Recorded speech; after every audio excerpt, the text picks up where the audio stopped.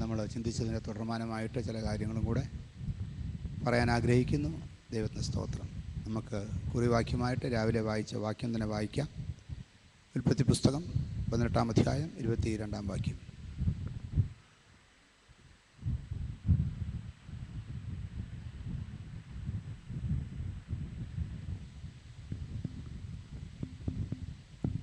അങ്ങനെ ആ പുരുഷന്മാർ അവിടെ നിന്ന് തിരിഞ്ഞ് സൊദോമിലേക്ക് പോയി. അബ്രഹാമോ യഹോവയുടെ സന്നിധിയിൽ തന്നെ നിന്നു. അങ്ങനെ ആ പുരുഷന്മാർ തിരിഞ്ഞ് സൊദോം ഗൊമോറയിലേക്ക് പോയി.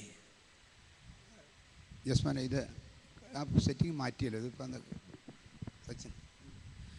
അങ്ങനെ ആ പുരുഷന്മാർ തിരിഞ്ഞ് സൊദോം ഗൊമോറയിലേക്ക് പോയി. അബ്രഹാമോ യഹോവയുടെ സന്നിധിയിൽ തന്നെ നിന്നു. യഹോവയുടെ സന്നിധിയിൽ തന്നെ നിന്നു.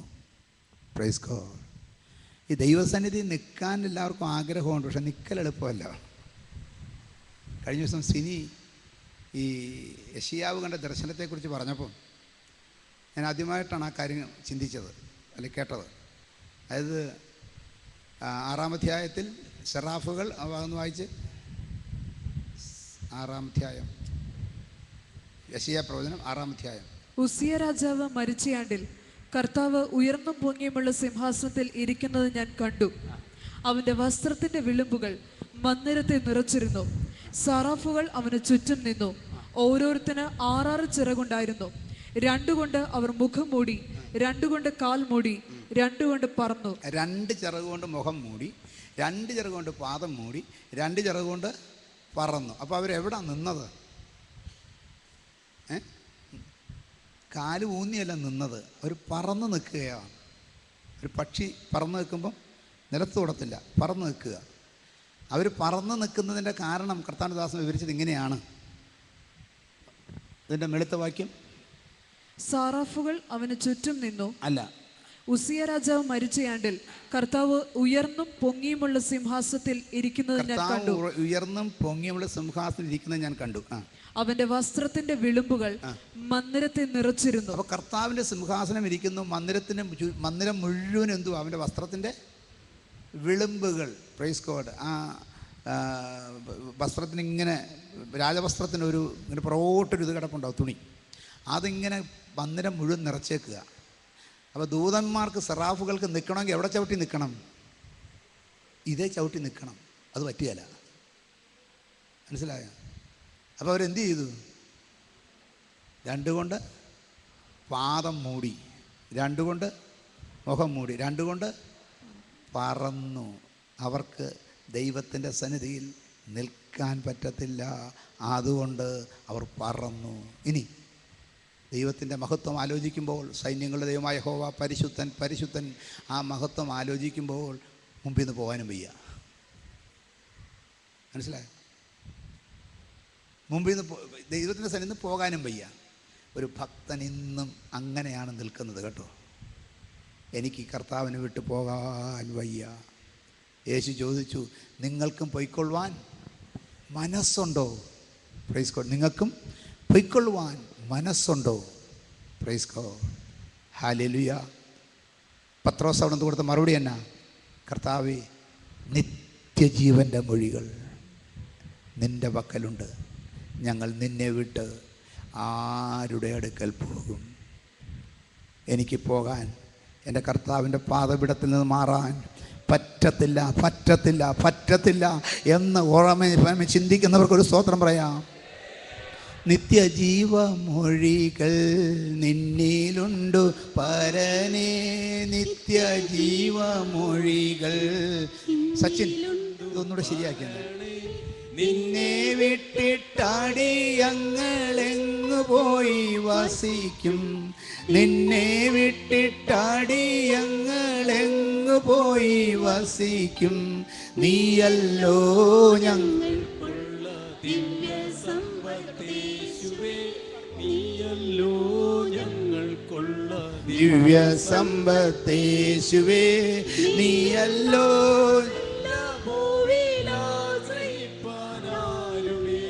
നീയല്ല നില്ല ഭൂമിയിലാഗ്രഹിപ്പാനാരുമേ, നീയല്ലോ ഞങ്ങൾക്കുള്ള ദിവ്യ സമ്പത്തേശുവേ, നീയല്ലോ ഞങ്ങൾക്കുള്ള ദിവ്യ സമ്പത്തേശുവേ, നീയല്ലോ ഞങ്ങൾക്കായി മന്ദിരത്തിൽ വന്നതും നീയരാം ഞങ്ങളുടെ പാപമെല്ലാം ഏറ്റതും, നീയരാം ഞങ്ങളുടെ പാപമെല്ലാം ഏറ്റതും, നീയല്ലോ ഞങ്ങൾക്കുള്ള ദിവ്യ സമ്പത്തേശുവേ. അപ്പം ഈ FOH കുറച്ചിട്ട് MOH അഡ്ജസ്റ്റ് ചെയ്താൽ ശരിയാവുള്ളൂ. FOH കൂടുതൽ നിൽക്കുക. Praise God. നീയല്ലോ ഞങ്ങൾക്കുള്ള ദിവ്യ സമ്പത്ത്. അതുകൊണ്ട് നിന്നെ വിട്ട് ഞങ്ങൾ എവിടെ പോയി വസിക്കും? ഗെയിൻ കുറവാതെന്നാണ്. നിന്നെ വിട്ട് ഞങ്ങൾ എവിടെ പോയി വസിക്കും? Praise God. ഓക്കെ, നിന്നെ വിട്ട് ഞങ്ങൾ എവിടെ പോയി വസിക്കും? അങ്ങനത്തെ ഒരു ഫീലിംഗ് ഇല്ലാതെ ദൈവസന്നിധിയിൽ പെന്തിക്കോസുകാരനായിട്ട് ജീവിക്കാൻ പറ്റത്തില്ല കേട്ടോ. ഇതത്ര സുഖമുള്ള കാര്യമൊന്നുമല്ല. ഞാൻ ഇതൊക്കെ പറയുന്നുണ്ടെങ്കിലും ഈ വിശ്വാസം കാത്തു സൂക്ഷിക്കാൻ എളുപ്പമല്ല. എന്ന് പറഞ്ഞാൽ ഈ മറ്റുള്ളവർ നടക്കുന്നവരൊന്നും നടക്കാൻ പറ്റുകയില്ല, മറ്റുള്ളവർ പറഞ്ഞാൽ പറയാൻ പറ്റുകയില്ല. അപ്പോൾ ഇതിൻ്റെ ഇടയ്ക്ക് നല്ല ഒരു വിശ്വാസിയായിട്ട് ജീവിക്കാൻ നല്ല സ്ട്രെയിനുണ്ട്. പക്ഷെ ഒരു കാര്യം പൗലോസ് പറഞ്ഞു, നമ്മിൽ വെളിപ്പെടുവാനുള്ള തേജസ് വിചാരിച്ചാൽ ഈ കാലത്തിലെ കഷ്ടങ്ങൾ ഞാൻ സാരമില്ല എന്നെണ്ണുന്നു. എത്ര പേർക്ക് നിങ്ങളിൽ വെളിപ്പെടാനുള്ള തേജസ്സിനെ കുറിച്ചൊരു കാഴ്ചപ്പാടുണ്ട്? അങ്ങനെയാണെങ്കിൽ ഈ കഷ്ടം സാരമില്ലെന്ന്. ഹല്ലേലൂയ. അപ്പോൾ അതും കൂടെ വേണം. കാഴ്ചപ്പാടെന്ന് പറയുമ്പോൾ ലഭിക്കാനുള്ള വലിയ അനുഗ്രഹത്തെക്കുറിച്ചൊരു കാഴ്ചപ്പാട്, ദൈവത്തിൽ നിന്ന് പ്രാപിക്കാനുള്ള അനുഗ്രഹങ്ങളൊക്കെ കാഴ്ചപ്പാട്, ഇതെല്ലാം കിട്ടിക്കഴിയുമ്പോൾ മാറും. അപ്പം ദൈവസന്നിധിയിൽ ദൂതന്മാർക്ക് പോലും നിൽക്കാൻ കഴിയുന്നില്ല. ആ സ്ഥാനത്താണ് ആര് നിന്നത്? അബ്രഹാം നിന്നു. അബ്രഹാം എന്തൊരു പുള്ളിയല്ലേ. അപ്പം അബ്രഹാം എന്തുകൊണ്ട് നിന്നു എന്ന് പഠിച്ചാൽ പ്രൈസ് ഗോഡ് സുവിശേഷത്തിന് പ്രയോജനം ഉണ്ടാകും നമ്മളെ കൊണ്ട്. നമ്മൾ ചുമ്മാ കയറി നിൽക്കാൻ പോയി ശരിയാവത്തില്ല. അബ്രഹാം എങ്ങനെ നിന്നു? ദൈവത്തിന് സ്തോത്രം. കാരണം ഉൽപ്പത്തി പുസ്തകം 3-ാം അധ്യായം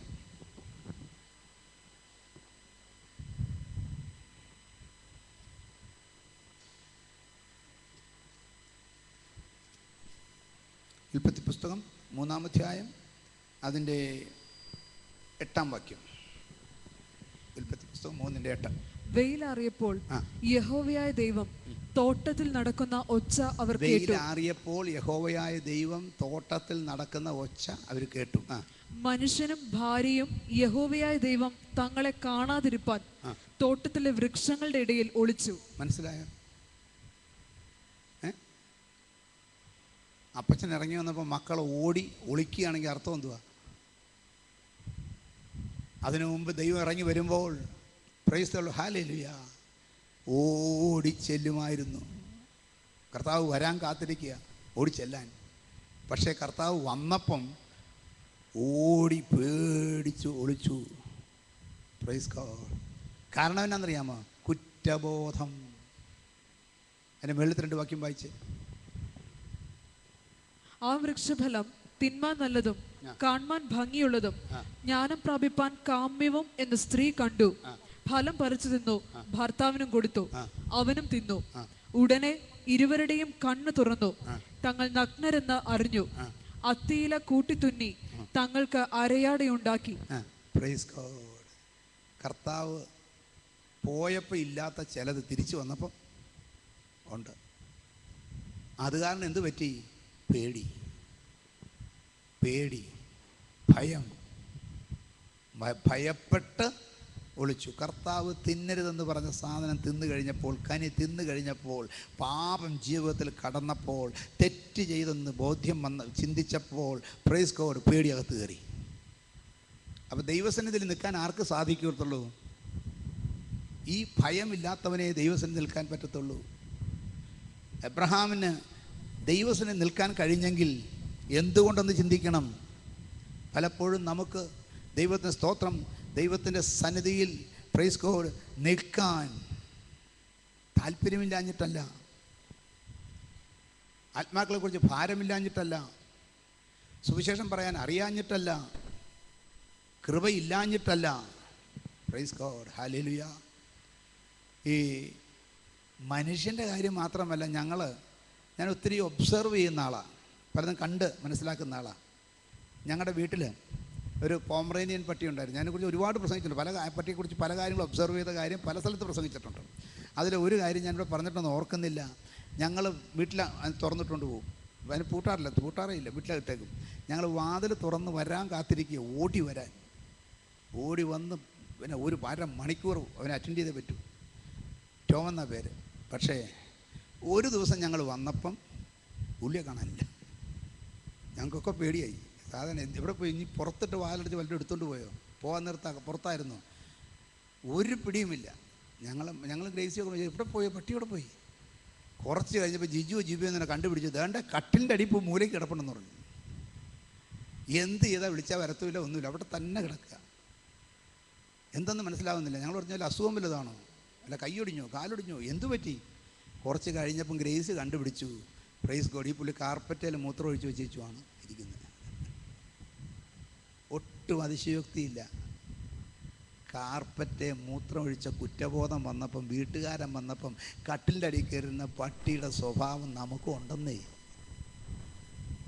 ജീവിതത്തിൽ കുറ്റബോധമില്ലാത്ത എനിക്ക് ദൈവത്തോടും മനുഷ്യരോടും കുറ്റമില്ലാത്തൊരു മനസാക്ഷി ഉണ്ടെന്ന് ഉറപ്പുള്ളവർക്ക് കാര്യം ഒരു സ്തോത്രം ചെയ്യാം. അതില്ലെങ്കിൽ അതുണ്ടാക്കണം. ദൈവത്തോടും മനുഷ്യരോടും കുറ്റമില്ലാത്തൊരു മനസാക്ഷി. ആ കുറ്റമില്ലാത്ത മനസാക്ഷി ഉണ്ടോ എന്നറിയുന്നത് എങ്ങനെയെന്നറിയാമോ? കുറ്റമുണ്ടാകുന്നത് വരെ ഭയപ്പെട്ട് ഓടി ഒളിച്ചു. കുറ്റമുണ്ടാകുന്നത് വരെ വരുന്നെന്ന് കേട്ടാൽ ഓടി ചെല്ലും. ഞാൻ പറയാം, കുറ്റമില്ലാത്ത മനസാക്ഷി ഒരു മനുഷ്യനോടുണ്ടെന്ന് അറിയുന്നത് ആ പുള്ളിയെ കാണുമ്പം അതിലെ പോകുമ്പോൾ നമ്മൾ ഇതിലെ അങ്ങോട്ട് മിണ്ടാതെ പോവുകയാണെങ്കിൽ മനസ്സിലാക്കിക്കൊണ്ട് നീ ആളുമായിട്ട് ശരിയല്ല. ഒരാൾ അതിലെ ഇങ്ങോട്ട് വരുമ്പോൾ ഞാൻ ഇപ്പുറത്തൂടെ മാറുകയാണെങ്കിൽ മനസ്സിലാക്കണം നീ ആളുമായിട്ട് ശരിയല്ല. ദൈവമക്കളെ, ഹല്ലേലൂയ, അങ്ങനത്തെ ഒരു ബന്ധം നിങ്ങൾക്കുണ്ടെങ്കിൽ നിനക്കാണ് കുഴപ്പം, അവനല്ല. നിനക്കാ കുഴപ്പം, അവനല്ല. ദൈവത്തിൻ്റെ വചനം വ്യക്തമായി പറയുന്നൊരു കാര്യമുണ്ട്. എൻ്റെ അടുക്കൽ യാഗമർപ്പിക്കാൻ യാഗവസ്തുവും കൊണ്ട് നീ വരുമ്പോൾ നിൻ്റെ സഹോദരനെ നിൻ്റെ നേരെ വല്ലതും ഉണ്ടെന്ന് നിനക്ക് തോന്നിയാൽ ഒന്നാമത് യാഗവസ്തു അവിടെ വച്ചിട്ട് ഒന്നാമത് ചെന്ന് അവനോട് നിരന്നുകൊള്ളുക, പിന്നെ വന്ന് യാഗം കഴിക്കുക. നിനക്ക് അങ്ങനെ എന്തെങ്കിലും ഒരു മനുഷ്യനോട് തോന്നിയാൽ പ്രൈസ് ഗോഡ്, ഞാൻ പറയാം, നേരിട്ട് പറഞ്ഞിട്ട് അവൻ കേട്ടില്ലെങ്കിൽ വിഷയമല്ല. എൻ്റെ കാര്യം ഞാൻ പറയാം. എനിക്കൊരാളോട് എന്തെങ്കിലും പ്രയാസം ഉണ്ടെങ്കിൽ ആളെ അപ്പം തന്നെ മിക്കവാറും ഫോൺ ചെയ്യും, അതല്ലെങ്കിൽ നേരിട്ട് പറയും. ഇനി നേരിട്ട് പറയാൻ ബുദ്ധിമുട്ടാണെങ്കിൽ ആര് വഴിയെങ്കിലും ഞാൻ കമ്മ്യൂണിക്കേറ്റ് ചെയ്യും. സഹോദര സഹോദരി, ചില വിഷയങ്ങൾ നമ്മൾ തമ്മിലൊന്ന് പറഞ്ഞു തീർക്കണം. എന്നിട്ടും ഒഴിഞ്ഞു മാറിയാൽ നിനക്കൊരു കുഴപ്പമില്ല കേട്ടോ. നിൻ്റെ മനസ്സാക്ഷി ശുദ്ധമാണ്. ഈ ലോകത്ത് ജീവിക്കുമ്പോൾ നമുക്ക് ഒരുപാട് ആളുകളുമായിട്ട് ഇടപെടണം. പണക്കാരായിട്ട്, പാവപ്പെട്ടവരായിട്ട്, ആണുങ്ങളായിട്ട്, പെണ്ണുങ്ങളായിട്ട്, കുഞ്ഞുങ്ങളായിട്ട്, വലിയവരായിട്ട് ഒക്കെ ഇടപെടണം. Praise God.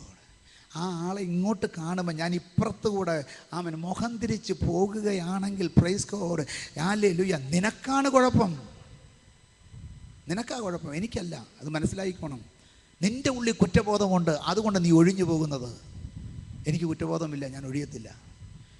ദൈവത്തോടും മനുഷ്യരോടും ഒരു കുറ്റമില്ലാത്ത മനസാക്ഷി. Praise God. പണ്ട് പറഞ്ഞു കേട്ടില്ലേ, കുമ്പളങ്ങ കാണാതെ പോയി. Praise God. കണ്ടുപിടിക്കാൻ ഒരു ബുദ്ധിമുട്ടില്ല എന്ന് പറഞ്ഞു. എങ്ങനെയാണെന്ന് ചോദിച്ചു, അത് കുമ്പളങ്ങ കട്ടവൻ്റെ പുറത്ത് ചാരം കാണുമെന്ന് പറഞ്ഞു. കുമ്പളങ്ങയ്ക്ക് ഒരു ചാരം ഉണ്ടല്ലോ, നോക്കിക്കൊണ്ട് ഒരുത്തൻ. വല്ല ബുദ്ധിമുട്ടുണ്ടോ കണ്ടുപിടിക്കാൻ? Praise God. ദൈവമക്കളെ, ഹല്ലേലൂയ. ഇന്ന് പകൽക്കാലം നമ്മുടെ ഏറ്റവും വലിയ സമ്പത്ത് എന്നാണെന്നറിയാമോ? എൻ്റെ കാര്യം ഞാൻ പറയാം, നിങ്ങളെനിക്കറിയത്തില്ല. ഇന്നാൾ വരുന്നെന്നും പറഞ്ഞ് എനിക്ക് സൈലൻ്റ് ആകാൻ പാകത്തിനൊരു കാര്യം ഞാൻ പറയാറില്ല.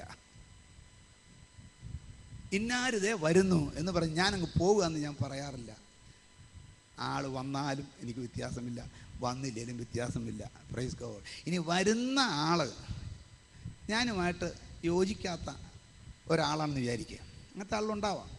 പക്ഷെ വന്നിട്ട് പുള്ളി പ്രൈസ് ലോഡിന് കൈ നീട്ടിയാൽ ഞാൻ അപ്പോൾ പറയും, മോനെ കൈ വെച്ചാൽ മതി, നിൻ്റെ പ്രൈസ് ലോഡ് എനിക്ക് വേണ്ട.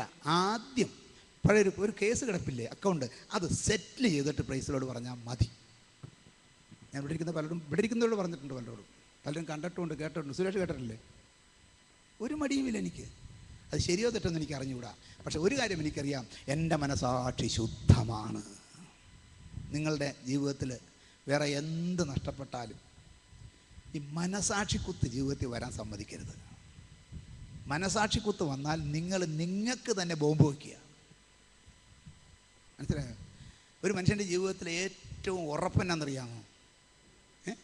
കുറ്റമില്ലാത്ത മനസാക്ഷിയാണ്.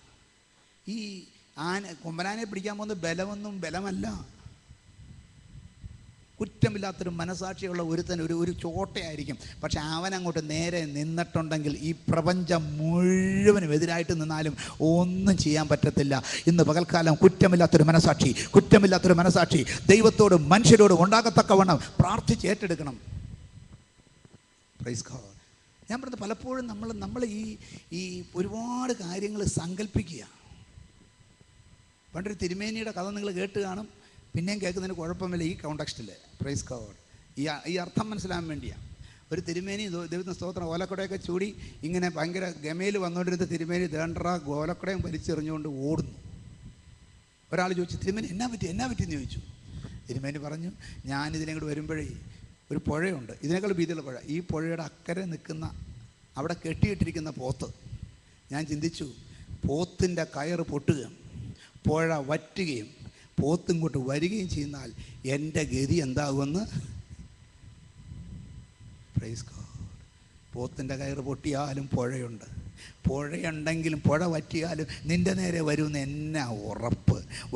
വരുന്നിടത്ത് വെച്ച് കാണാം. അങ്ങനെ ഒരു പ്രാഗൽഭ്യത്തോടെ ലോകത്തിൽ ജീവിക്കാൻ സാധിച്ചാൽ സമാധാനമായിട്ട് ജീവിക്കാം. അല്ലെങ്കിൽ പ്രൈസ് ഗോഡ് പലപ്പോഴും തീ തിന്ന് നടക്കേണ്ടി വരും. ആവശ്യമില്ല, അത് തീ തിന്ന് നടക്കേണ്ടി വരും. മാത്രമല്ല, ഈ സ്റ്റേജ് കഴിഞ്ഞാൽ നമ്മളൊരുമാതിരി മനോരോഗികളാവും. ഈ മനോരോഗിയുടെ ഏറ്റവും വലിയ ലക്ഷണം എന്നറിയാമോ? എല്ലാവരും എന്നെക്കുറിച്ചാണ് പറയുന്നതെന്ന് തോന്നും. ആര് നോക്കിയാലും എൻ്റെ കാര്യം പറയുന്നെന്ന് തോന്നും. ആര് പറഞ്ഞാലും എൻ്റെ കാര്യം പറയുന്നു തോന്നും. നമ്മളത്ര വലിയ ഇമ്പോർട്ടൻ്റ് പുള്ളി അല്ല. നാട്ടുകാർക്ക് പറയാൻ ഒരുപാട് അവരുടെ കാര്യങ്ങളുണ്ട്, നമ്മുടെ കാര്യമല്ല പറയാനുള്ളത്. അത് മനോരോഗമായിട്ട് മാറും. അതിനോടൊരു കാര്യം ചെയ്തു വേണം. നീ നിൽക്കുന്നത് വിശുദ്ധിയിലാണോ? നീ നിൽക്കുന്നത് ദൈവകൃപയിലാണോ? നിനക്ക് പ്രാർത്ഥിക്കാൻ ദൈവസന്നിധിയിൽ അടുത്ത് ചെല്ലാനുള്ള പ്രാഗൽഭ്യമുണ്ടോ? നിനക്ക് ലോകത്ത് എവൻ്റെ മുമ്പിലും പോകാനുള്ള പ്രാഗൽഭ്യം സ്വർഗം തന്നിട്ടുണ്ട്. അത് വിശ്വസിക്കുന്നവർക്ക് സ്തോത്രം ചെയ്യാം. അബ്രഹാമിന് ആ പ്രാഗൽഭ്യം ഉണ്ടായിരുന്നു. എവിടെയൊക്കെ ഉണ്ടായിരുന്നുള്ളത് നമ്മൾ പരിശോധിക്കാൻ പോവുക. Price God. ഹല്ലേലൂയ. ദൈവത്തിന് സ്തോത്രം. പിന്നെ ഒരു കാര്യം കൂടെ പറയാം. ഈ പ്രാഗൽഭ്യം ഉണ്ടെങ്കിൽ മാത്രമേ നമുക്ക് എഫക്റ്റീവായിട്ടുള്ള സുവിശേഷ വേല ചെയ്യാൻ പറ്റൂ. ഈ പ്രാഗൽഭ്യം ഉണ്ടെങ്കിൽ മാത്രമേ ഇഫക്റ്റീവ് സുവിശേഷ വേല ചെയ്യാൻ പറ്റൂ. ദൈവത്തോട് ചോദിക്കാൻ, ദൈവത്തോട് വാദിക്കാൻ, എന്നിട്ട് നശിച്ചു പോകുന്നവർക്ക് വേണ്ടി പക്ഷപാതം ചെയ്തവരെ വിടുവിക്കാൻ ദൈവത്തിൽ നിൽക്കണം. അതിനുള്ള പ്രാഗൽഭ്യം ഉണ്ടാകണം. എങ്ങനെ ആ പ്രാഗൽഭ്യം ഉണ്ടായാൽ ഇല്ലെങ്കിൽ പറ്റുകയില്ല. അത് യെരമ്യാ പ്രവചനം 23-ാം അധ്യായം 22-ാം വാക്യം. യെരമ്യാവ് 23-22.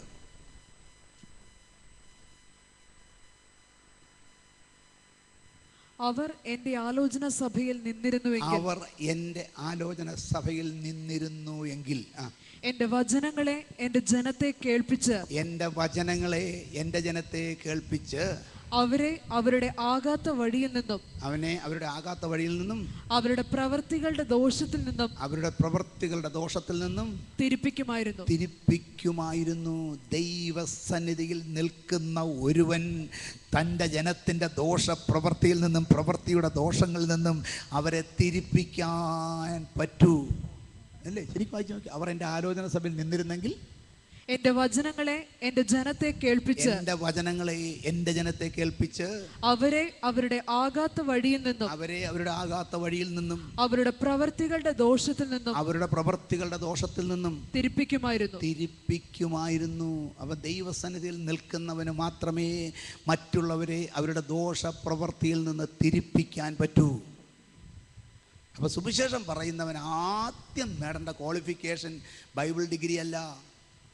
പുതിയ നിയമം പഴയ നിയമം അരച്ച് കുടിക്കലല്ല, ഗ്രീക്കും ഹീബ്രുവിലുള്ള ട്രാൻസ്ലേഷൻ മനസ്സിലാക്കലല്ല, NIV, KJV, American standard version, ഗ്രീക്കിൽ ബ്രൈസലോണിൽ സെപ്റ്റാജൻ്റ് വേർഷൻ, ലാറ്റിൻ ബൈബിളിൽ, തമിഴ് ബൈബിളിൽ, ഹിന്ദി ബൈബിളിൽ എന്തെങ്കിലും പറയട്ടെ. നിനക്ക് വല്ലതും പറയാനുണ്ടോ? നീ പ്രാപിച്ചത് പറയാൻ നീ ദൈവത്തിൻ്റെ സന്നിധിയിൽ നിൽക്കണം. അങ്ങനെ ദൈവത്തിൻ്റെ സന്നിധിയിൽ നിൽക്കണമെങ്കിൽ പറ്റുകയില്ല, നമുക്ക് പലപ്പോഴും പറ്റുകയില്ല. Praise God. ഈ പ്രാർത്ഥനയൊക്കെ മുടങ്ങുന്നതിൻ്റെ കാരണം അതാണ്. പലപ്പോഴും നമ്മുടെ ആത്മീയം നമ്മുടെ ഡൗൺ ആകുന്നതിൻ്റെ കാരണം അതാണ്. നമുക്ക് ദൈവസന്നിധിയിൽ വേണ്ടതുപോലെ എൻജോയ് ചെയ്യാൻ പറ്റുന്നില്ല. ദൈവസന്നിധി ഓർക്കുമ്പോൾ അവിടെ എൻജോയ്മെൻ്റ് ഇല്ല, സന്തോഷമില്ല. നമുക്ക് ഏറ്റവും ഇഷ്ടമുള്ള ആളോട് എത്ര നേരം വർത്തമാനം പറഞ്ഞാലും സമയം പോകുന്നറിയോ? നിങ്ങൾ ഫോൺ ചെയ്യുമ്പോൾ നിങ്ങൾക്ക് ഏറ്റവും ഇഷ്ടമുള്ള ആളോട് ഫോൺ ചെയ്യാമെന്ന് വിചാരിച്ചു. Praise God. ഗ്രേസി എമിയെ വിളിക്കാൻ തുടങ്ങിയിട്ടുണ്ടെങ്കിൽ 2 മണിക്കൂറായാലും ഫോൺ ബാറ്ററി തീരുമ്പോഴാണ് ചിലപ്പോൾ നിൽക്കുന്നത്. ഞാൻ പറയും, എന്നാ ചെയ്തത്? പിള്ളേരെ വിളിക്കാൻ തുടങ്ങിക്കഴിഞ്ഞാൽ 3 മണിക്കൂറാണ്. എന്നാ ഇത്? Praise God. ഇപ്പോൾ അവർക്ക് പേടിയാണ് ഇവള് വിളിച്ച. മനസ്സിലായി? നമുക്ക് സ്നേഹവും ഇഷ്ടവുമുള്ള ആളുകളുടെ കൂടെ എന്തോരം സംസാരിച്ചാലും ഈ വേറൊരു കാര്യം മനസ്സിലാക്കണം. ഭയങ്കര സ്നേഹമുള്ള പാർട്ടികൾ സംസാരിക്കുന്നത് മുഴുവൻ ഒന്ന് കേൾക്കണം. ഒരു കഥയും കാണത്തില്ല, ഒരു ടോപ്പിക്കും കാണത്തില്ല, ഒരു വിഷയവും കാണത്തില്ല. എന്നാലും അവർ അവസാനിപ്പിക്കുന്ന രാത്രി പാതിരയാകുമ്പോൾ പറഞ്ഞു നിർത്തുന്നത് ബാക്കി നാളെ. Praise God. ദൈവമക്കളെ, എൻ്റെ കർത്താവിനോട് പറഞ്ഞാലും തീരാത്ത, എത്ര പറഞ്ഞാലും അവസാനിക്കാത്ത, ഇന്ന് രാവിലെ ഞാൻ പറഞ്ഞു, ഉച്ചയ്ക്ക് ഞാൻ പറഞ്ഞു, വൈകിട്ട് ഞാൻ പറഞ്ഞു, ഇനിയും എനിക്ക് സമയം കിട്ടിയാൽ ഞാൻ അടുത്ത നിമിഷം മുട്ടുകുത്തി എൻ്റെ ദൈവത്തോട് പറയുമെന്ന് തീരുമാനിക്കുന്ന, ചിന്തിക്കുന്ന, അത് അനുഭവമാക്കിയിട്ടുള്ളവർക്ക് ദൈവത്തെ സ്തുതിച്ച് ആരാധിക്കുക. മനസ്സിലായോ? അറിയത്തില്ല. പിന്നെ വേറൊരു കുഴപ്പമുണ്ട്. ദൈവത്തിന് സ്തോത്രം, ഹല്ലേലൂയ. ചിലർ അങ്ങോട്ട് തന്നെ പറഞ്ഞുകൊണ്ടിരിക്കും, ഇങ്ങോട്ട് പറയാൻ സമ്മതിക്കത്തില്ല. അത് മിക്കവാറും നിങ്ങൾക്ക് അനുഭവം ഉണ്ടെന്ന് എനിക്ക് അറിയത്തില്ല. അങ്ങനെ അനുഭവം ഉണ്ടെങ്കിൽ ക്ഷമിക്കണം. Price God, hallelujah. ദൈവത്തിന് സ്തോത്രം. അവർക്ക് അതിന് മരുന്ന് കൂടെ പറഞ്ഞുതരാം. അനുഭവം എന്ന് പറഞ്ഞാൽ ചില ഭാര്യമാരുണ്ട്, അങ്ങ് തുടങ്ങും കിടന്നു കഴിഞ്ഞാൽ. കുറച്ച് കഴിയുമ്പോൾ ഉണ്ടല്ലോ, ഈ കൂർക്കം കേൾക്കുമ്പോഴാണ് മനസ്സിലാവുന്നത് ഈ പുള്ളി എപ്പോഴാണ് സ്വിച്ച് ഓഫ് ചെയ്തെന്നൊരു പിടിയുമില്ല.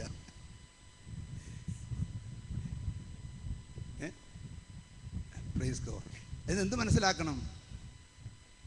നീ മാത്രം അങ്ങോട്ട് പറഞ്ഞാൽ പുള്ളി കൂർക്കം വലിച്ചു പോകും. അതിന് പകരം 2 കാര്യം അങ്ങോട്ട് പറഞ്ഞിട്ട് 1 കാര്യം ഇങ്ങോട്ട് കേൾക്കാനും സമ്മതിച്ചു കൊടുത്ത് നോക്കി. Praise God. പണ്ട് 2 കൂട്ടുകാർ കൂടെ പായസം വെച്ചു. Praise God. ഈ പായസം വെച്ചിട്ട് പായസം ഇറക്കി വെച്ചിട്ട് ചൂടാറിയിട്ട് വേണം കുടിക്കാൻ. ഇപ്പോൾ ചൂടാറാൻ വെച്ചേക്കുക. Praise God. കലത്തി വെച്ച് എന്നിട്ട് ഒഴിച്ച് കുടിക്കാനിരിക്കുക. ഏതാണ്ട് ചൂടാറി വന്നു എന്ന് തോന്നിയപ്പോൾ മത്തായിച്ചനും ചാക്കോച്ചനും കൂടെ പച്ച പായസം. മത്തായിച്ചന് ഇച്ചിരി വില്ലനാണ്. മത്തായിച്ചൻ ചാക്കോച്ചനോട് ചോദിച്ചു, ചാക്കോച്ചന് ഏറ്റവും ഇൻട്രസ്റ്റ് ഉള്ള സ്റ്റോറി എന്നാണെന്നറിയാമോ? പുള്ളിയുടെ അപ്പം മരിച്ച ചരിത്രമാണ്. ചാക്കോച്ച, നിൻ്റെ അപ്പൻ എങ്ങനെയാണ് മരിച്ചതെന്ന് ചോദിച്ചു. പുള്ളി പറഞ്ഞു, എൻ്റെ ദൈവമേ, ഒരു ദിവസം ഒരു കുഴപ്പമില്ലാതിരുന്ന അപ്പച്ചനാണ് ഒരു പനിയായിട്ട് വന്ന് കിടന്നു. പിന്നെ ഞങ്ങൾ അവിടുത്തെ ആയുർവേദ ആശുപത്രി കൊണ്ടുപോയി. ആ ഡോക്ടറുടെ പേര്, കൊടുത്ത മരുന്ന്, അത് കഴിഞ്ഞിട്ട് പറഞ്ഞു. അത് കഴിഞ്ഞപ്പോൾ എന്ത് ചെയ്തു? പിന്നെ ഇംഗ്ലീഷ് ആശുപത്രി കാണിച്ചു. അവിടെ കണ്ട ഡോക്ടറെ കൊടുത്ത മരുന്ന്. പിന്നെ അന്നേരം അവിടെ വെച്ച് ക്യാൻറ്റീനിൽ പോയപ്പോൾ ചോറ് കിട്ടാഞ്ഞത്, ബസ് കിട്ടാണ്ട് പോയത്, രാത്രി വന്ന് കിടന്നത്. Praise God. അത് കഴിഞ്ഞപ്പോൾ പറഞ്ഞു പിന്നെ മെഡിക്കൽ കോളേജിൽ കൊണ്ടുപോയി. മെഡിക്കൽ കേട്ടോ, മെഡിക്കൽ കോളേജിലോട്ട് കൊണ്ടുവന്നിടത്ത് ആംബുലൻസ് പിടിച്ചത്, ആംബുലൻസിൽ കാശില്ലാഞ്ഞത്, കടം മേടിച്ചത്, പോണ പോക്കിന് വണ്ടി ഇടിക്കാൻ പോയത്. ഇങ്ങനെ പറഞ്ഞു. അപ്പോൾ ഈ ചാക്കോച്ചൻ പറയുമ്പോൾ മത്തായിച്ചൻ എന്ത് ചെയ്യുക? കൊള്ളാം, കുടിച്ചോണ്ടിരിക്കുക പായസം. Praise the Lord. ചാക്കോച്ചൻ ഏതായാലും അപ്പം മരിക്കുന്നതിന് മുമ്പ് നോക്കിയപ്പം പായസമില്ല.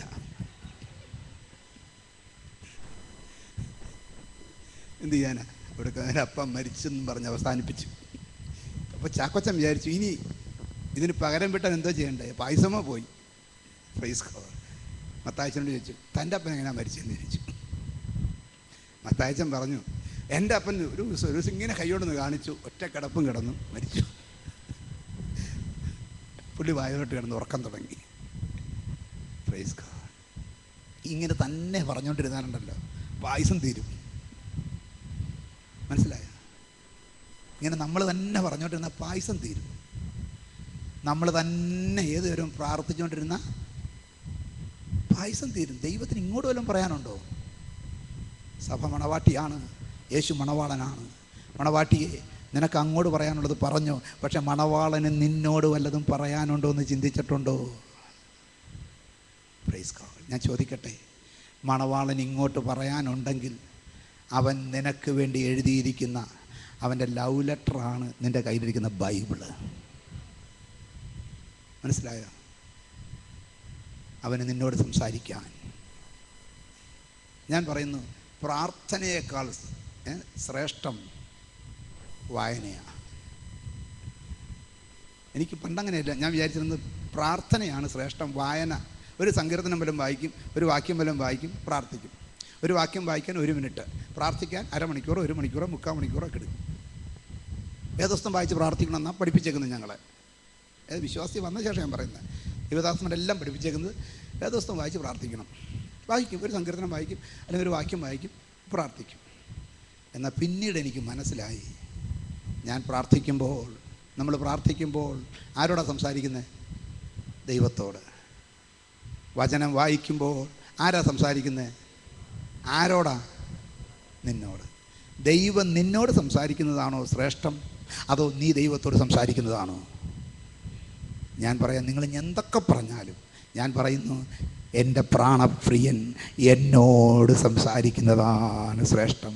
ഞാൻ പറയുമ്പോൾ പിണ്ടിയും വാഴയും അവൻ ക്രൈസ്തലോ മാങ്ങാണോ, അതിൻ്റെ മാങ്ങയും അതിൻ്റെ ചേമ്പും പ്രൈസ്തലോ ചെറുകിഴങ്ങും പ്രൈസ് കോഡ് ഇങ്ങനെയുള്ള മണ്ണി കിടക്കുന്ന സാധനങ്ങളെക്കുറിച്ചല്ലാതെ എനിക്ക് പറയാനില്ല.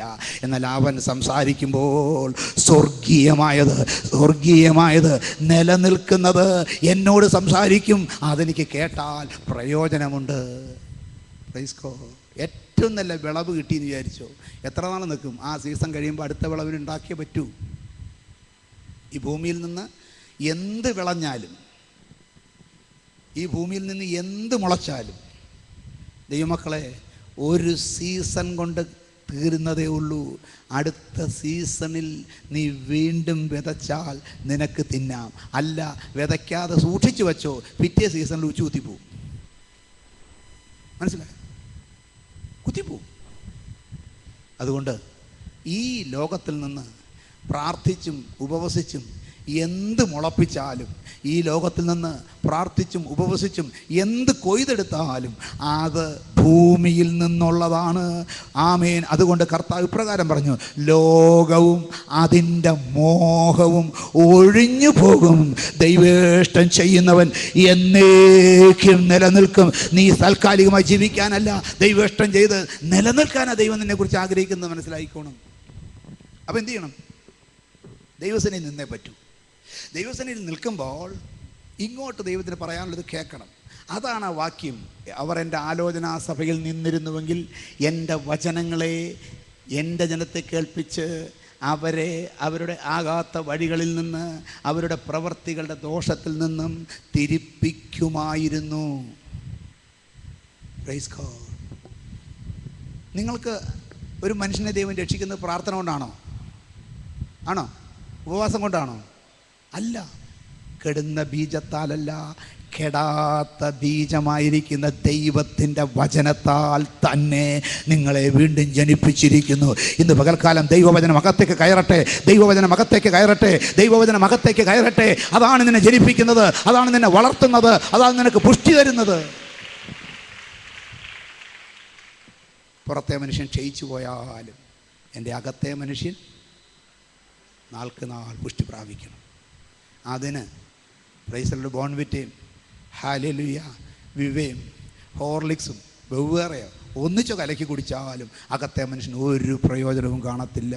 എന്നാൽ ദൈവത്തിന് സ്തോത്രം, ബോൺവിറ്റ മാറ്റിവെക്ക്, വിവ മാറ്റിവെക്ക്, ഹോർലിക്സ് മാറ്റിവെക്ക്, പച്ചവെള്ളവും പരിപ്പും മാത്രം കഴിച്ചുകൊണ്ട് നീ ദൈവസന്നിധിയിൽ ഇരിക്കാനിടയായാൽ, ദൈവസന്നിധിയിൽ നിൽക്കാനിടയായാൽ, ദൈവവചനങ്ങളെ പരിശോധിക്കാനിടയായാൽ, ദർശനങ്ങളെ പരിശോധിക്കാനിടയായാൽ, ഹല്ലേലൂയ, ദർശനത്തിന് വെച്ചിരിക്കുന്ന കാലാവധിയുടെ കണക്കറിയത്തക്കവണ്ണം ഇസ്രായേലിൻ്റെ പ്രൈസ് കോഡ് കഷ്ടകാലം 70 ദിവസം കൊണ്ട് തീരുമെന്ന് മനസ്സിലാക്കിയിട്ട്, ആ മാസ്റ്റർ എന്ന് പറഞ്ഞ് 70 ദിവസം കൊണ്ട് തീരുമെന്ന് മനസ്സിലാക്കിയിട്ട് ദർശനത്തിന് മനസ്സ് വച്ച ദാനിയേലിന് പ്രൈസ് ഗോഡ് അവൻ്റെ യൗവനകാലത്ത് അവനൊരു തീരുമാനമെടുത്തു.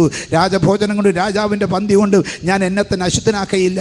പച്ചവെള്ളവും പരിപ്പും കുടിച്ചുകൊണ്ട് പ്രൈസ് ഗോഡ് ഹല്ലേലൂയ നിന്ന് പ്രൈസ് ഗോഡ് ദൈവത്തിൻ്റെ ഹിതത്തിന് വേണ്ടി നിന്നപ്പോൾ ദാനിയേലിൻ്റെയും ശദ്രക്കിൻ്റെയും മേശക്കിൻ്റെയും അബേദ്നെഗോവിൻ്റെയും പ്രൈസ് ഗോഡ് ഹല്ലേലൂയ മുഖത്ത് നോക്കിയപ്പോൾ 10 ഇരട്ടി വിശിഷ്ടരെന്നുള്ള കണ്ടു. ഇന്ന് പകൽക്കാലം ദൈവസന്നിധിയിൽ ഇരിക്കുന്ന ദൈവത്തിൻ്റെ പൈതലേ, നിന്റെ മുഖം ഇതാ പ്രകാശിക്കുകയാണ്. നിന്റെ മുഖം ഇപ്പോൾ പ്രകാശിക്കുകയാണ്. നിന്റെ ക്ഷീണങ്ങൾ മാറുകയാണ്, നിന്റെ ഭാരങ്ങൾ മാറുകയാണ്, നിന്റെ ഞരമ്പുകൾക്ക് ബലം വരികയാണ്, അസ്ഥികൾക്ക് ബലം വരികയാണ്, മസിലിന് ബലം വരികയാണ്. ശരിയാണോ? ശരിയാണോ? ആണെങ്കിൽ ഒന്ന് പറഞ്ഞ് എത്ര പേർക്ക് ശരിയായിട്ട് പറയാൻ സാധിക്കും? 4-ാം ദിവസമല്ലേ?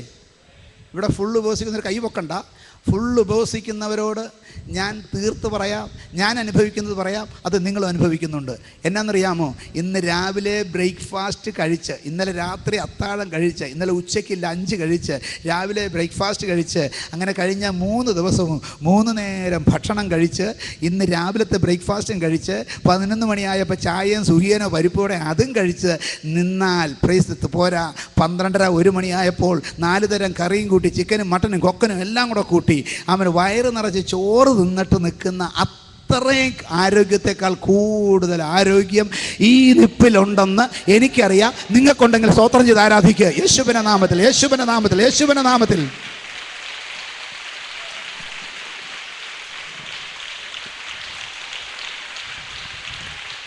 ആമേൻ. ഇതിൽ പരം യേശു ജീവിക്കുന്നുള്ളതിന് വേറെ തെളിവ് വേണോ? ഈ 4-ാമത്തെ ദിവസം ഇപ്പോൾ വരെ എനിക്ക് ഉച്ചയ്ക്ക് ഊണ് കഴിച്ചിട്ട് ഒരു സെഷൻ എങ്ങനെ എടുക്കുന്നു അത്തേ പ്രതീതിയുടെ നിൽക്കുന്നത്. കള്ളം പറയല്ല. 21-ാം ദിവസവും ദൈവം ആയുസ് തന്ന് പ്രസംഗിക്കാൻ ഇവിടെ നിൽക്കുകയാണെങ്കിൽ ഇതിനേക്കാൾ ബലത്തിൽ നിൽക്കും. നിങ്ങളെ ഉപവസിക്കുന്ന ദൈവവൈദ്യലെ ഒരു കാര്യം ഉറപ്പാക്കിക്കോ, നിന്റെ ബലം ചോർന്നു പോകുകയില്ല, നിന്റെ ബലം ചോർന്നു പോകുകയില്ല, നീ തളർന്നു പോകുകയില്ല. യഹോവയെ കാത്തിരിക്കുന്നവർ ശക്തിയെ പുതുക്കും, അവർ ക്ഷീണിച്ചു പോകാതെ നടക്കും, തളർന്നു പോകാതെ ഓടും. ആമേൻ. ഞാൻ ഈ ദൈവം ഉണ്ടെന്ന് ഇല്ലെന്ന് ആരൊക്കെ പറഞ്ഞാലും ഇങ്ങനെയുള്ള അനുഭവങ്ങളിലൂടെ കടന്നു പോകുമ്പോൾ എങ്ങനെ വിശ്വസിക്കാതിരിക്കും? നിങ്ങൾക്കറിയാമോ, എനിക്ക് ആസിഡിറ്റി ഭയങ്കര കംപ്ലൈൻ്റ് ഉള്ള ആളാണ്. അസിഡിറ്റി ഉള്ളവർ ഡോക്ടർമാർ പറയുന്നത് ഭക്ഷണം കഴിക്കാതെ ഇരിക്കരുതെന്നാണ്. പക്ഷേ 21 ദിവസത്തെ ഈ ഉപവാസം കഴിഞ്ഞ അനേക വർഷങ്ങൾ എടുത്തിട്ട് ഇതുവരെ ഇനി എന്നെക്കൊണ്ടിത് പറ്റത്തില്ലെന്ന് തോന്നിയിട്ടില്ല. ആത്മാർത്ഥമായി ഉപവസിക്കുന്ന ദൈവത്തിൻ്റെ പൈതലേ, നിൻ്റെ ദൈവം വിശ്വസ്തൻ. നിൻ്റെ ദൈവം നിനക്ക് ബലം തരുവാൻ വിശ്വസ്തൻ. ഇനി ദൈവമുണ്ടോ ദൈവം ഇല്ലയോ എന്നൊന്ന് തെളിവൊന്നും അന്വേഷിച്ച് പോകണ്ട. നമ്മൾ അനുഭവിക്കുന്ന സത്യം ഞാൻ പറഞ്ഞതേ ഉള്ളൂ. ഹല്ലേലൂയ. 40 രാവും 40 പകലും ദൈവത്തിൻ്റെ സന്നിധിയിലിരുന്ന ദൈവത്തിന് സ്തോത്രം. മോശ തേജസ്സ. Price God. ഹല്ലേലൂയ. ഞാൻ ഇനിയിപ്പോൾ നിങ്ങൾ അറിയാൻ വേണ്ടി പറയുക, ഇപ്പം ഞാൻ 2 കപ്പ് മോര് കൊടുന്ന് കുടിച്ചിട്ടുണ്ട്. രാവിലെ 1 ഗ്ലാസ് ചായയും കുടിച്ചു. പിന്നെ ഒരു കരിക്കമ്പളം ഗ്രേസി എടുത്ത് വെച്ച് കുടിക്കാൻ മറന്നുപോയി. ഇപ്പോൾ രാവിലെ 1 കപ്പ് ചായ കുടിച്ചു, 2 കപ്പ് മോര് കുടിച്ചു. ഇന്നലെ ഏതാണ്ട് അതുപോലെ തന്നെയായിരുന്നു. വൈകുന്നേരം വീട്ടിൽ ചെന്നിട്ട് ഒരു ചായയും കൂടെ കുടിച്ചു. വേറെ ഒന്നും കുടിച്ചിട്ടില്ല, ഒരു വെള്ളം പോലും കുടിച്ചിട്ടില്ല. 4 കപ്പ്, അതിൽ 3 കപ്പ് ഇപ്പോൾ കഴിഞ്ഞു. ഞാൻ നിങ്ങളൊരു കാര്യം പറയാം, അതൊന്നും വിഷയമല്ല. ഹല്ലേലൂയ. നീ ശ്വസിക്കുന്ന ഈ വായുവിലും ഈ വെളിച്ചത്തിലും കൂടെ നിനക്ക് ആവശ്യമുള്ള സകല വൈറ്റമിനും, സകല സ്റ്റാർച്ചും, സകല പ്രോട്ടീനും, സകല ബലത്തിന് വേണ്ട സകലതും ഈ ശ്വസിക്കുന്ന വായുവിൽ കൂടെ നിൻ്റെ ഓരോ സെല്ലിനകത്തും തന്ന് നിന്നെ ബലപ്പെടുത്താൻ കഴിവുള്ള ദൈവകൃപ ഉള്ളപ്പോൾ ദൈവപൈതലേ, നീ എന്തിനു ഭാരപ്പെടണം? ഹല്ലേലൂയ. Praise God. ദൈവത്തിന് സ്തോത്രം. എന്തിനു ഭാരപ്പെടണം? ഞാൻ ഒന്നുകൂടെ പറയട്ടെ. ഈ ഉപവസിക്കുന്നവരിൽ നിങ്ങൾക്ക് ഇതേ ഫീലിംഗ് ഉണ്ടെങ്കിൽ നിങ്ങൾക്ക് ഒരു കാര്യം ഉറപ്പാക്കാം, നിങ്ങളെ ദൈവം കൈവിട്ടിട്ടില്ല, നിങ്ങളെ ദൈവം ഉപേക്ഷിച്ചിട്ടില്ല, നിങ്ങളെ കൈവിട്ടിട്ടില്ല. അവൻ്റെ അമിത ബലം, അവൻ്റെ അമിത ബലം, യേശുവിൻ്റെ അമിത ബലം, ദൈവത്തിൻ്റെ അമിത ബലം നിന്നിലേക്ക് പകർന്ന് തന്നുകൊണ്ടാണ് ഇരിക്കുന്നത്. ഈ നിമിഷവും നീ അത് അനുഭവിച്ചു കൊണ്ടിരിക്കുകയാണ്. ഊടബഹദന കതുല ജപനക രഗത രഗത ശമര അർദുല ജപന കന്തുല ഗൗഡ അസ്തേ രഗതക ജന്മല ജരഭ ഉദര മനകല ഹസ്തല ജൗഡ രേഖപകാനക ലന്തുല ജരഭ. യേശുവിൻ്റെ നാമത്തിൽ ആമേൻ. ഇത് പറയുമ്പോൾ ഇതിൻ്റെ കോൺട്രാസ്റ്റും കൂടെ പറയണമല്ലോ. ഹല്ലേലൂയ. ഒരു നേരത്തെ ബ്രേക്ക്ഫാസ്റ്റ് കഴിച്ചില്ലെങ്കിൽ തളർന്നു പോകുന്നവരാണ് നമ്മൾ. ഒരു ലഞ്ച് കഴിച്ചില്ലെങ്കിൽ വൈകുന്നേരം ആകുമ്പോഴത്തേക്കും കുഴയുന്നവരാണ് നമ്മൾ. രാത്രിയും കൂടെ ഭക്ഷണം കിട്ടിയില്ലെങ്കിൽ കിടപ്പാകുന്നവരാണ് നമ്മൾ. പക്ഷേ ഈ നീ നിശ്ചയിച്ച അവധി വരെ, നീ എത്ര ദിവസം മനസ്സിൽ വിചാരിച്ചിട്ടുണ്ടോ ആ അവധി വരെ നീ രാവിലെയും കഴിക്കണ്ട, ഉച്ചയ്ക്കും കഴിക്കണ്ട, രാത്രിയും കഴിക്കണ്ട, നിന്നെ പരിപാലിക്കാൻ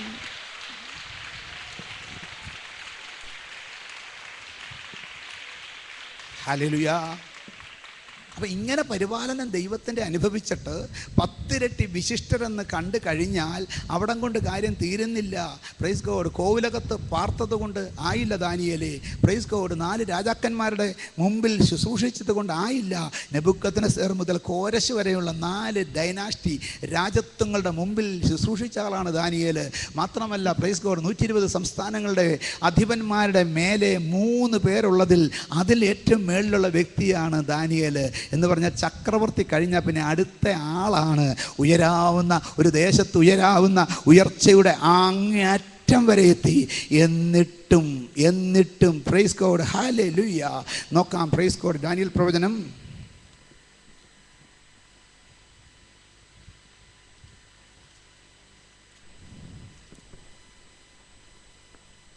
10-ാം അധ്യായം 1 മുതലുള്ള വാക്യങ്ങൾ. പാർസി രാജാവായ കോരസിന്റെ 3-ാം ആണ്ടിൽ ബേൽത്തശസ്സർ എന്ന പേരുള്ള ദാനിയേലിന് ഒരു കാര്യം വെളിപ്പെട്ടു. ആ കാര്യം സത്യവും മഹാകഷ്ടമുള്ളതുമായിരുന്നു. അവൻ ആ കാര്യം ചിന്തിച്ച് ദർശനത്തിന് ശ്രദ്ധ വെച്ചു. ആ കാലത്ത് ദാനിയേൽ എന്ന ഞാൻ 3 ആഴ്ചവട്ടം മുഴുവനും ദുഃഖിച്ചുകൊണ്ടിരുന്നു. 3 ആഴ്ചവട്ടം എന്ന് പറഞ്ഞാൽ എത്ര? 21 ദിവസം ദേശത്തിന് വേണ്ടി, ജനത്തിന് വേണ്ടി. ഈ മനുഷ്യന് വല്ല കാര്യമുണ്ടോ? ദേശത്തെ പ്രധാനമന്ത്രിയായിട്ട് ആമേൻ ചൂടുവെള്ളം എടുത്തു കൊടുക്കാൻ വേണമെങ്കിൽ അതിനാൾ, പച്ചവെള്ളം വേണമെങ്കിൽ അതിനാൾ, ടാങ്ക് കരക്കി കൊടുക്കണം അതിനാൾ. Praise God. എന്തിനും ആൾ, എല്ലാ സൗകര്യങ്ങളും. പക്ഷേ സഹോദരങ്ങളുടെ ശൂന്യാവസ്ഥ, തൻ്റെ ദൈവത്തിൻ്റെ പെട്ടകമിരിക്കുന്ന ആലയമിരിക്കുന്ന യെരുശലേമിൻ്റെ ശൂന്യത. ദൈവമക്കളെ, ദൈവത്തിൻ്റെ സഭയുടെ ശൂന്യത നിന്നെ സ്പർശിക്കുന്നില്ലെങ്കിൽ നിൻ്റെ ഭക്തി വ്യർത്ഥം. നീ ആരാധിക്കുന്ന സഭയുടെ ഐശ്വര്യം കാണുമ്പോൾ സന്തോഷിക്കാനും അതിൻ്റെ കുറവ് കാണുമ്പോൾ ദുഃഖിക്കാനും നിനക്ക് സാധിക്കുന്നില്ലെങ്കിൽ നിൻ്റെ ഭക്തി കപടഭക്തിയാണ്. വേദപുസ്തകത്തിലെ വീരന്മാരായിട്ടുള്ള ഭക്തന്മാരെല്ലാം യെരുശലേമിനെ ഓർത്ത് കരഞ്ഞിട്ടുള്ളവരാ. നെഹമ്യാവ്, ദാനിയേൽ, എസ്ര, വിദേശത്ത് കിടന്ന സാധാരണക്കാർ,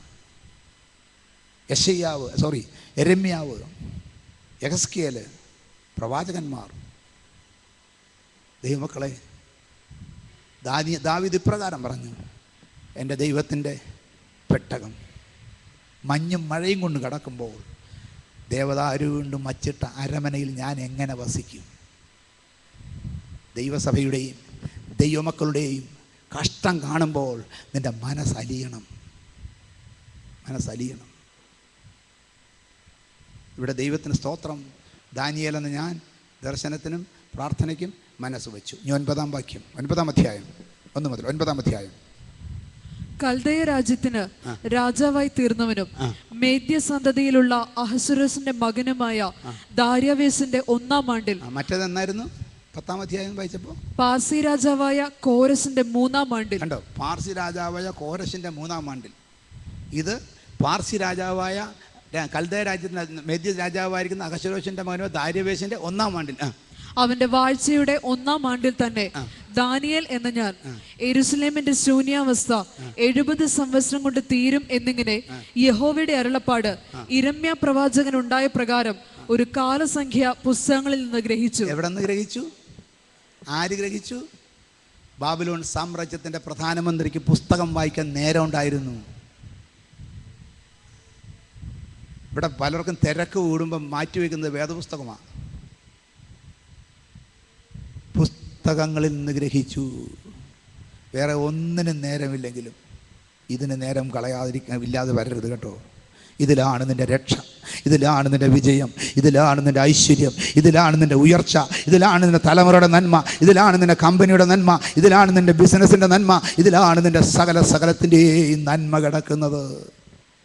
യെരൂശലേമിൻ്റെ ശൂന്യാവസ്ഥ 70 സംവത്സരം കൊണ്ട് തീരുമെന്ന് ഒരു കാലസംഖ്യ പുസ്തകങ്ങളിൽ യെരമ്യാ പ്രവാചകൻ ഉണ്ടായ പ്രകാരം ഒരു കാലസംഖ്യ പുസ്തകങ്ങളിൽ നിന്ന് ഗ്രഹിച്ചു. യെരമ്യാ പ്രവചനം 25-ാം അധ്യായത്തിൻ്റെ ഭാഗമാണ്. ചിലർക്കൊക്കെ ഉറക്കം വരുന്നുണ്ട്. ഹലോ ഹലോ, എന്ത് കഷ്ടം നോക്കി. ദൈവത്തിൻ്റെ സ്തോത്രം. ഇങ്ങനെ അങ്ങ് ഉറങ്ങി ശരിയാവത്തില്ല. നമ്മൾ ഭയങ്കര കാര്യമൊക്കെ പറഞ്ഞുകൊണ്ടിരിക്കുമ്പോൾ ഇരുന്ന് ഉറങ്ങി എന്ത് ചെയ്യാൻ പറ്റും? ഒരു കാലസംഖ്യ പുസ്തകങ്ങളിൽ നിന്ന് ഗ്രഹിച്ചു. എന്ത് ചെയ്തു? അടുത്തത്. അപ്പോൾ ഞാൻ ഉപവസിച്ചും രട്ടുടുത്തും വെണ്ണീരിലിരുന്നും കൊണ്ട് പ്രാർത്ഥനയോടും യാചനകളോടും കൂടെ അപേക്ഷിക്കേണ്ടതിന് ദൈവമായ കർത്താവിങ്കിലേക്ക് മുഖം തിരിച്ചു. മതി. അപ്പോൾ ഞാൻ എന്ത് ചെയ്തു? ഒന്നുകൂടെ വായിച്ചേ. ഉപവസിച്ചും രട്ടുടുത്തും വെണ്ണീരിലിരുന്നും പ്രാർത്ഥനയോടും യാചനകളോടും കൂടെ അപേക്ഷിക്കേണ്ടതിന് ദൈവമായ കർത്താവിങ്കിലേക്ക് മുഖം തിരിച്ചു. ഇത് നമുക്ക് സാധിക്കണം. അത് സാധിക്കണമെങ്കിൽ ദൈവസന്നിധിയിൽ ഇരിക്കാനുള്ള പ്രാഗൽഭ്യം സമ്പാദിക്കണം. അതിനെന്ത് ചെയ്യണം? ദൈവത്തോടും മനുഷ്യരോടും കുറ്റമില്ലാത്ത മനസ്സാക്ഷി ഉണ്ടാകണം. ഇതുണ്ടായിക്കഴിഞ്ഞാൽ നമുക്ക് ദൈവസന്നിധിയിൽ നിൽക്കാം. ദൈവസന്നിധിയിൽ നിന്ന് കഴിയുമ്പോൾ അവൻ്റെ ആലോചന സഭയിലേക്ക് വിളിക്കും. അവിടെ നിന്നാൽ എല്ലാം പ്രൈസ് ഗോഡ്. ഒരു വാക്യം മാത്രം വായിച്ച് പ്രാർത്ഥിക്കാൻ പോവുകയാണ്. യെരമ്യാ പ്രവചനം നമ്മൾ വായിച്ച ആ ഭാഗത്തിൻ്റെ പുറകോട്ട് യെരമ്യാ 23, യെരമ്യാ പ്രവചനം 23:17 വാക്യം. എന്നെ നിരസിക്കുന്നവരോട് അവർ 23:17 യെരമ്യാവ്. കറക്റ്റ്. നിങ്ങൾക്ക് സമാധാനമുണ്ടാകും എന്ന് യഹോവ അരുളി ചെയ്തിരിക്കുന്നു എന്ന് പറയുന്നു. തങ്ങളുടെ ഹൃദയത്തിലെ ശാഠ്യപ്രകാരം നടക്കുന്നവരോടൊക്കെയും നിങ്ങൾക്ക് ഒരു ദോഷവും വരികയില്ല എന്നും പറയുന്നു. നിങ്ങൾ നിങ്ങളുടെ ഇഷ്ടപ്രകാരം ഇതൊക്കെ പറയേണ്ട കാര്യമില്ല. അതിന് പകരം എന്ത് ചെയ്യണം? അടുത്ത വാക്യം. യഹോവയുടെ വചനം ദർശിച്ചു കേൾപ്പാൻ തക്കവണ്ണം ദൈവത്തിന്റെ വചനത്തിനൊരു ദർശനവുമുണ്ട്, ഒരു കേൾവിയുമുണ്ട്. അത് പറഞ്ഞാൽ ഒരു ദിവസം മുഴുവൻ പറയണം. ദൈവത്തിൻ്റെ വചനത്തിനൊരു ദർശനമുണ്ട്, ഒരു കേൾവിയുണ്ട്. അടുത്തത് അതാ യോബ് പറയുന്ന ഭാഗം നിങ്ങൾ പഠിക്കാൻ വേണ്ടി ഞാൻ പറയാം. യോബിൻ്റെ 42-ാം അധ്യായത്തിൽ പറഞ്ഞു, കർത്താവേ, നിന്നെക്കുറിച്ച് ഞാൻ ഒരു കേൾവി മാത്രമേ കേട്ടിരുന്നുള്ളൂ, ഇപ്പോൾ ഞാൻ കണ്ണാലെ കാണുന്നു. ഒരു ദർശനമുണ്ട്, ഒരു കേൾവിയുണ്ട്. വായിച്ചോ. യഹോവയുടെ വചനം ദർശിച്ചു കേൾപ്പാൻ തക്കവണ്ണം അവന്റെ ആലോചന സഭയിൽ നിന്നവൻ ആർ? യഹോവയുടെ വചനം ദർശിച്ചു കേൾപ്പാൻ തക്കവണ്ണം അവന്റെ ആലോചന സഭയിൽ നിന്നവൻ ആർ? അവന്റെ വചനം ശ്രദ്ധിച്ച് കേട്ടിരിക്കുന്നവൻ ആർ? ആ ചോദ്യത്തിന് ഞാനെന്ന് പറയാൻ പറ്റുമോ? ഇന്ന് ഉറക്കം ഇവർക്ക് പറയാൻ പറ്റുമോ? പറ്റുമോ? ഇല്ല. അതുകൊണ്ടാണ് പറഞ്ഞ ഉറക്കം തൂങ്ങല്ലേ. Hello, praise God. ശ്രദ്ധിച്ച് കേട്ടവനാർ ദൈവത്തിൻ്റെ വചനം. നമ്മളതുകൊണ്ട് ഈ ദിവസങ്ങളിൽ, തുടർന്നുള്ള ദിവസങ്ങളിൽ ദൈവാത്മാവ് സംസാരിക്കും, വ്യക്തമായിട്ട് സംസാരിക്കും, ശക്തമായി സംസാരിക്കും. ശ്രദ്ധിച്ച് കേൾക്കണം, എന്നിട്ട് അത് ജീവിതത്തിലോട്ട് പകർത്തണം. എന്നിട്ട് 23-ാം വാക്യം, 22-ാം വാക്യം ഇത് കേട്ടിട്ടാണ് അടുത്തത്. അവർ എൻ്റെ ആലോചന സഭയിൽ നിന്നിരുന്നുവെങ്കിൽ എൻ്റെ വചനങ്ങളെ എൻ്റെ ജനത്തെ കേൾപ്പിച്ച് അവരെ അവരുടെ ആകാത്ത വഴിയിൽ നിന്നും അവരുടെ പ്രവർത്തികളുടെ ദോഷത്തിൽ നിന്നും തിരിപ്പിക്കുമായിരുന്നു. അപ്പോൾ ഈ ദിവസങ്ങളിൽ ദൈവവചനം വായിക്കാനും ധ്യാനിക്കാനും പ്രാർത്ഥിക്കാനും ഉപവസിക്കാനും സമയമെടുത്ത് ശക്തി പ്രാപിച്ച് ദൈവസന്നിധിയിൽ എന്ത് ചെയ്യണം? നിൽക്കണം. ആ നിൽക്കുമ്പോൾ ഇത്രയെല്ലാം ചെയ്യാമെങ്കിൽ ഒരു വെളിപ്പാട് നമുക്ക് കിട്ടും. ദൈവം സർവശക്തനാണ്. യഹോവയാൽ കഴിയാത്ത വല്ല കാര്യവുമുണ്ടോ? ഇന്ന് ഈ 2:30 മണി വരെ ഇവിടെ കുത്തിയിരുന്നിട്ട് ഒറ്റ കാര്യം മനസ്സിലാക്കുക, യഹോവ സർവശക്തനാണ്, അവനാൽ കഴിയാത്ത ഒരു കാര്യവുമില്ല.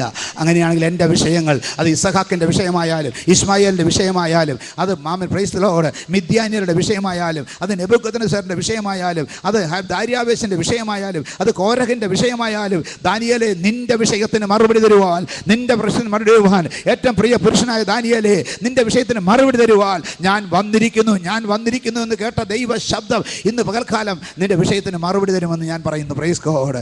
ഏറ്റെടുക്കാൻ കഴിയുമെങ്കിൽ ആമേ ഉറക്കെ പറ, എൻ്റെ ദൈവമേ, ഇന്ന് പകല് എൻ്റെ ദൈവം എൻ്റെ പ്രാർത്ഥന കേട്ട് എൻ്റെ വിഷയത്തിന് മറുപടി തരുമെന്ന് ഞാൻ വിശ്വസിക്കുന്നു. യേശുവിൻ്റെ നാമത്തിൽ എൻ്റെ പ്രശ്നത്തിന് മറുപടി ഉണ്ട്, എൻ്റെ വിഷയത്തിന് മറുപടി ഉണ്ട്. ഞാനത് വിശ്വസിക്കുന്നു. യേശുവിൻ്റെ അധികാരമുള്ള നാമത്തിൽ കർത്താവേ, ഇന്ന് പകൽക്കാലം വിശ്വാസത്തിൻ്റെ ബലം, വിശ്വാസത്തിൻ്റെ വീര്യം നിൻ്റെ മക്കളുടെ വിഷയത്തിന്മേൽ വ്യക്തമായി വെളിപ്പെടട്ടെ. അമ്പല ബൗഡക ജഗര ദലബര ഹത്തന കറക ആദ രാധ റീബ ലൗഡ ശബര ജലബ, യേശുവിൻ്റെ അധികാരമുള്ള നാമത്തിൽ ആമേൻ, ആമേൻ. ദൈവം നിങ്ങളെ ഈ വചനങ്ങളാൽ അനുഗ്രഹിക്കുമാറാകട്ടെ. തമ്മിച്ചാമെന്ന് പ്രാർത്ഥിച്ച് അവസാനിപ്പിക്കാം.